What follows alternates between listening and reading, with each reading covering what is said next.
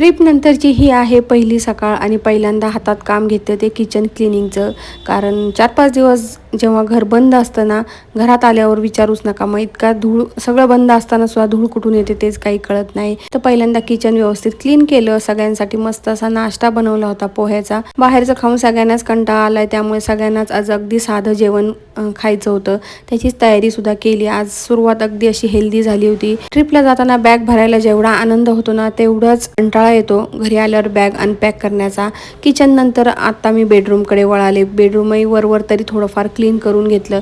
थोडंसं deep cleaning करावंच लागणार आहे. आमच्या काम करणाऱ्या ज्या ताई आहेत त्यांना जरा आज लवकरच बोलून घेतलं होतं मी. ट्रिपमध्ये 4-5 दिवस ना फक्त खाणे आणि फिरणे एवढंच काम होतं, त्यामुळे ते दिवस ना अगदी मस्त वाटले होते.